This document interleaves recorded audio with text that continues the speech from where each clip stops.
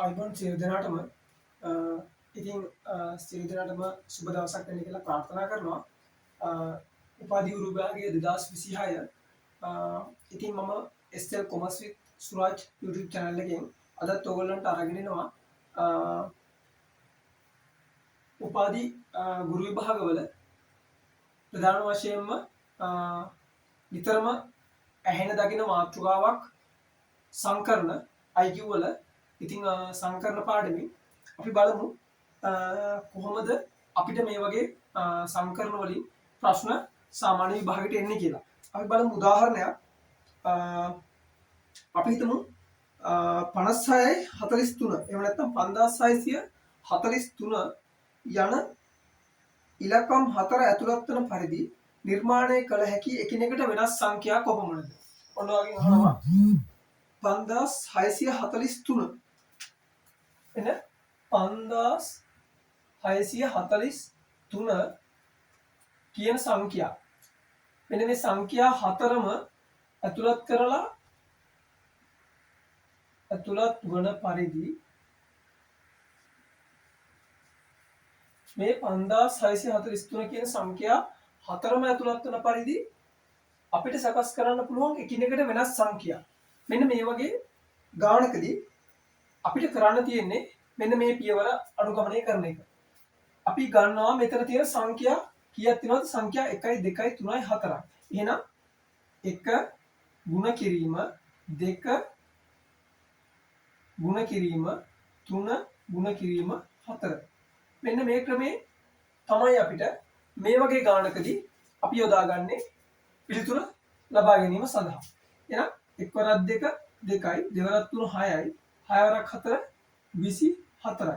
එහෙනම් 5643 කියන සංඛ්‍යාවේ තියෙන සියලුම ඉලක්කම් ඇතුළත් වන පරිදි අපිට එකිනෙකට වෙනස් සංඛ්‍යා ලියන්න පුළුවන් 24ක්.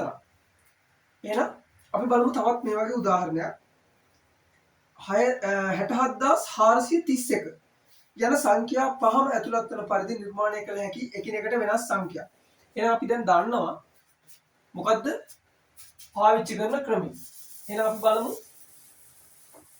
මොකද්ද මේ ගානට අපි ගත්ත සංඛ්‍යාව තමයි 67431. 67431. එහෙනම් මෙතන සංඛ්‍යා අපි කලින් හදපු ගානේ සංඛ්‍යා තිබුණේ 4යි.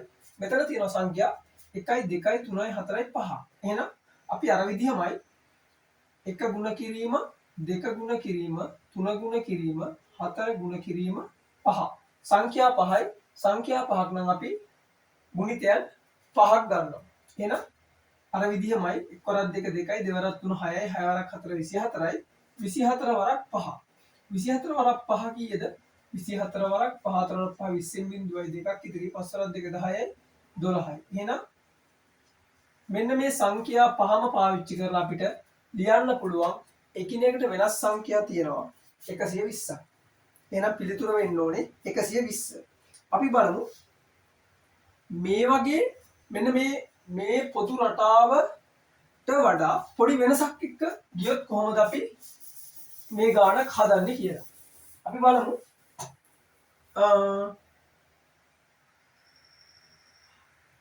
4512 යන සංඛ්‍යාවේ ඉලක්කම් හතරම ඇතුළත් වන පරිදි 2000ට වැඩි සංඛ්‍යා කොපමණ සංඛ්‍යාවක් නිර්මාණය කළ හැකිද? මෙන්න විශේෂ අවස්ථාවක්. ඒ කියන්නේ අපි දැන් මෙච්චර වෙලා කරේ අපිට දුන්නු ඉලක්කම් 4ක් හෝ ඉලක්කම් 5ක්.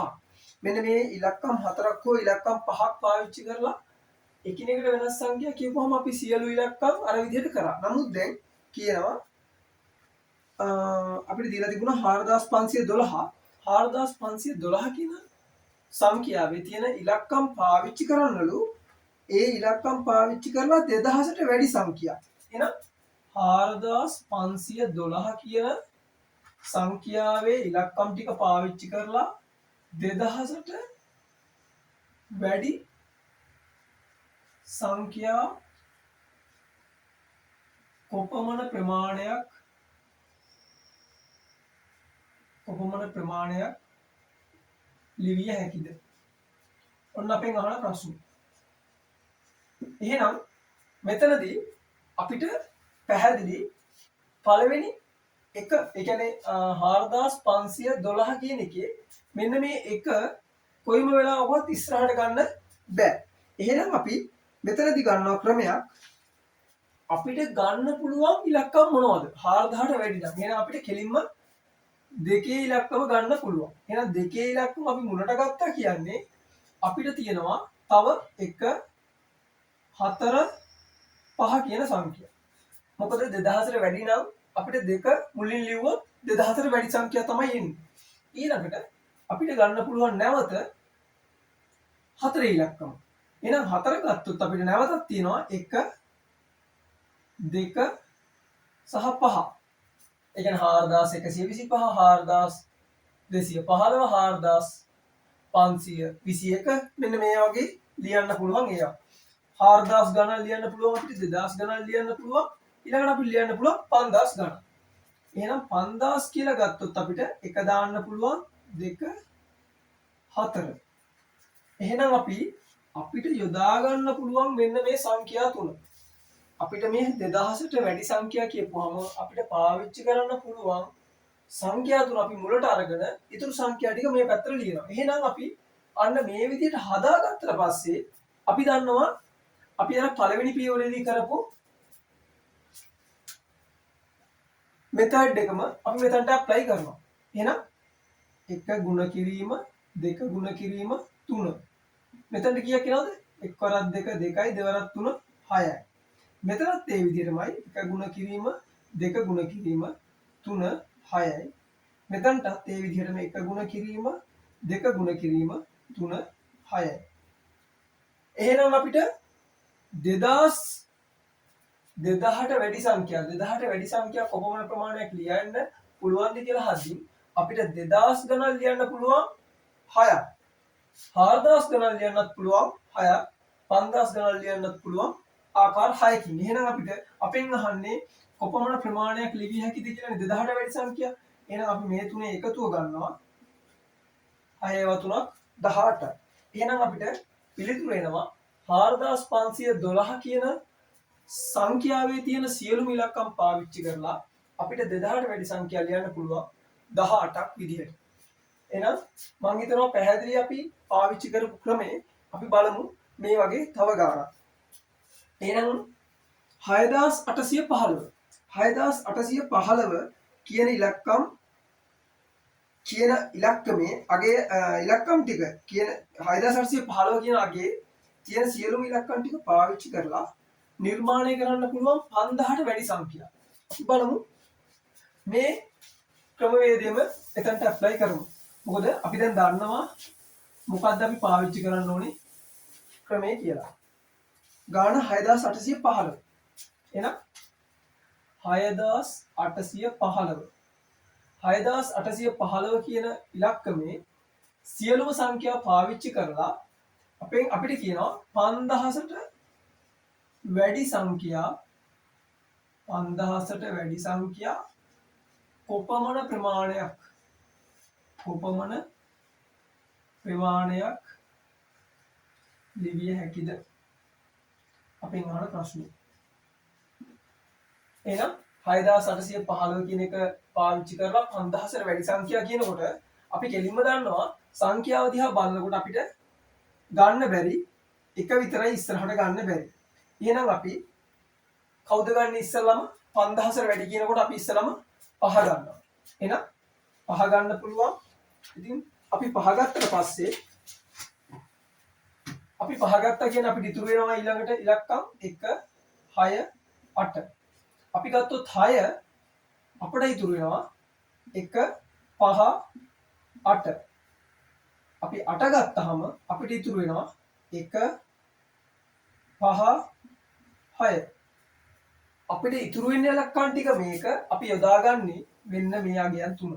එහෙමනම් අපි අර කලින් මෙතන දෙකම අපි දැන් දන්නවා 1 ගුණ කිරීම 2 ගුණ කිරීම 3 6යි 1 ගුණ කිරීම 2 ගුණ කිරීම 3 6යි 1 ගුණ කිරීම 2 ගුණ කිරීම 3 6යි. එහෙනම් මෙතනදීත් අපි දන්නවා එක සංඛ්‍යාවයි අනිත් සංඛ්‍යා තුනෙන්ම අපි අගයන් ගත්තා. ඒ අනිත් සංඛ්‍යා තුනම පාවිච්චි කරලා අපිට ලියන්න පුළුවන් සංඛ්‍යා 6 6. එහෙනම් අපිට එනවා පිළිතුරු 18ක් කියලා. එහෙනම් 5000 වැඩි සංඛ්‍යා අපිට ලියන්න පුළුවන් 6815 කියන අගය පාවිච්චි කරලා අගයේ තියෙන සියලුම සංඛ්‍යා පාවිච්චි කරලා අපිට ලියන්න පුළුවන් 18. හොඳයි. අපි බලමු තවත් මේ වගේ එක ගානක් 8000 හරි 9625 9625 කියන ඉලක්කම පාවිච්චි කරලා අපිට කියනවා 5000 වැඩි සංඛ්‍යා. එහෙනම් 5000 වැඩි සංඛ්‍යා 9625 කියනකොට අපි දන්නවා මෙතනට ඇප්ලයි කරන්න ඕනේ කවුද? අර විදියමයි. අපිට ගන්න පුළුවන් 5000 වැඩි කියනකොට 5 ගන්න පුළුවන් 6 ගන්න පුළුවන් 9 ගන්න පුළුවන්. එහෙනම් අපිට මෙතනට එන සංඛ්‍යා ටිකක් වෙනස් වෙනවා.